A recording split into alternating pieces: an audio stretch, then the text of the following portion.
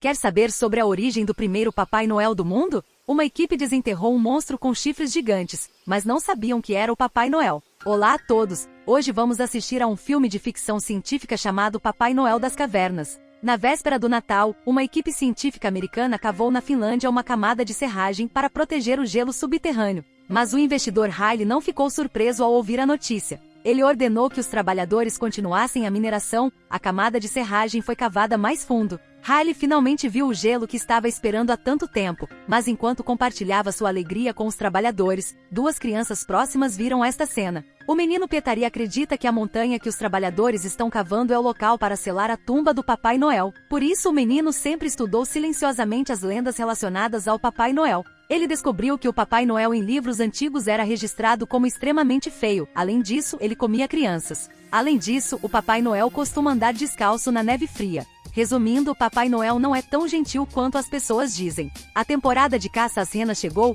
O pai de Pietari preparou armadilhas para deter os lobos. Depois de armar a armadilha, ele chamou Pietari para fora. Uma bola de neve de repente atingiu a janela, interrompendo o sono de Pietari. Olhando pela janela, o menino ficou surpreso ao ver uma estranha pegada descalça do lado de fora da janela. Pietari estava com muito medo e queria contar ao pai sobre a lenda do Papai Noel, mas como hoje era o dia do cerco das renas, o pai não ouviu o que o filho disse. Ele disse a Pietari para se trocar e ir com ele para o campo de caça. Mas eles esperaram muito tempo e nenhuma rena apareceu. Depois de subirem à frente para explorar, descobriram que o rebanho de renas havia sido mordido até a morte. Pensaram que esses estranhos fenômenos só aconteceram depois que a equipe de pesquisa científica chegou aqui. Além disso, as renas mortas causaram muitos danos a eles. Rauno ficou aborrecido, querendo que a equipe de pesquisa explicasse isso. Sem dar atenção às objeções de todos, Rauno abriu fogo e quebrou o cadeado da cerca de ferro, mas ao entrar no canteiro de obras percebeu que não havia mais ninguém ali, apenas um buraco muito grande.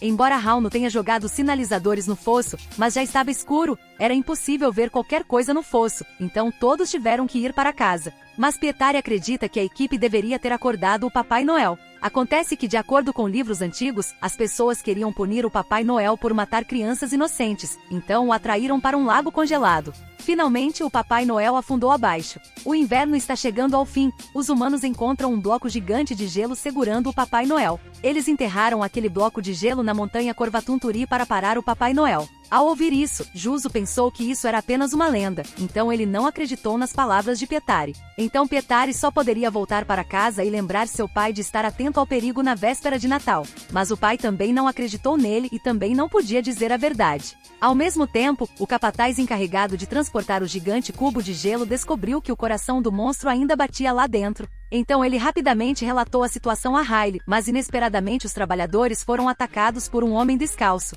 Nem todo mundo pode fugir dele. Com o Natal se aproximando, Rauno se preparava para colocar lenha na lareira, quando de repente algo atingiu seu rosto. Rauno entrou em pânico e imediatamente verificou a lareira e descobriu que havia uma armadilha para animais muito grande nela. Rauno pensou que era seu filho. Quando Pietari urinou do lado de fora, o menino viu um fenômeno estranho e então gritou por ele. Rauno sai e descobre que a isca que colocou antes desapareceu. Rauno protegeu Pietari e aproximou-se lentamente do buraco, afastando cuidadosamente os galhos. Mas o que surpreendeu Rauno foi que não havia lobos na armadilha. O que ele viu foi uma mão humana manchada de sangue. Ele imediatamente arrastou Pietari para dentro de casa e mentiu para encobrir a terrível verdade que vira na armadilha. Mas nessa época, Piparinen, que faz o papel de Papai Noel na aldeia, de repente vem visitar a família. Então Rauno e Piparinen levaram o corpo para o matadouro. Eles examinaram o corpo e descobriram uma carteira de couro, presumindo que a vítima fosse o capataz. Como a foto do homem na carteira de identidade e o corpo tinham barba, os dois não tiveram dúvidas.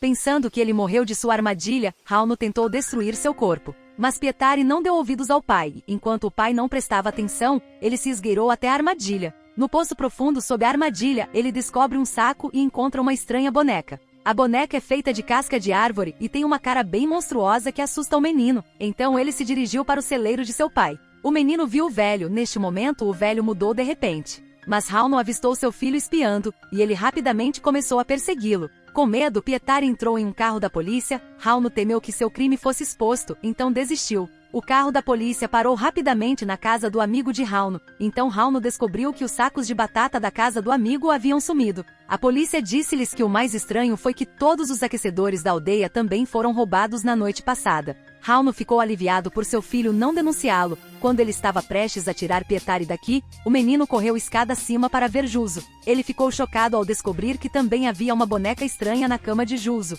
O menino falou sobre isso com seu pai e todos, mas eles não se importaram. Como o capataz era cidadão americano, mas Rauno só falava finlandês, ele convidou o amigo para fazer a tradução. Inesperadamente, quando voltaram para casa, descobriram que Piparinen havia sido mordido na orelha pelo velho. Após ser atacado, ele assumiu que o velho não era humano. Mas Rauno pensou que ele estava paranoico, então ele invadiu o armazém com uma arma. Pietari foi enviado para seu quarto. Ele imediatamente ligou para seus amigos na aldeia. Ele descobriu que todos eles não atenderam o telefone, como se todas as crianças tivessem desaparecido, exceto ele. Ele gradualmente percebe que o velho no armazém de seu pai é o Papai Noel. Então, dirigiu-se à porta principal do armazém, querendo esclarecer a situação aos adultos. No entanto, Rauno ainda ignorou as palavras de seu filho. Depois de ouvir a voz de Pietari, o velho sentado no canto de repente abriu os olhos. Surpreso, Rauno aos poucos acreditou no filho e perguntou como ele sabia disso. Pietari disse que leu a lenda no livro. A princípio, Rauno não acreditou nos motivos do filho, até que na mochila do capataz soou o som de um walkie-talkie que eles acreditavam que Papai Noel realmente existia.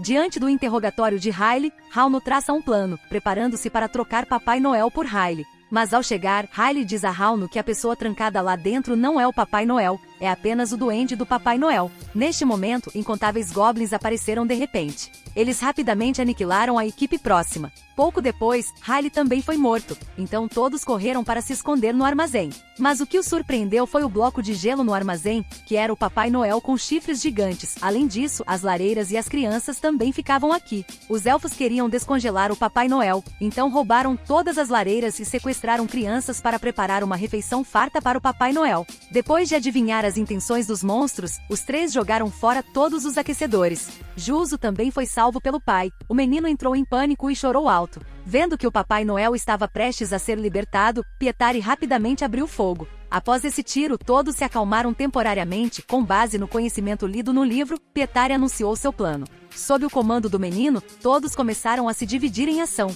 Piparinen subiu silenciosamente em um helicóptero próximo e trouxe as crianças com ele, atraindo a atenção dos elfos. Rauno e seus amigos usam dinamite colocada no bloco de gelo para se preparar para destruir o Papai Noel. Assim que as crianças saíram, os goblins já as perseguiam uma a uma. Pietari queria capturar esses pombinhos, então ele disse a Piparinen para conduzir o helicóptero para frente.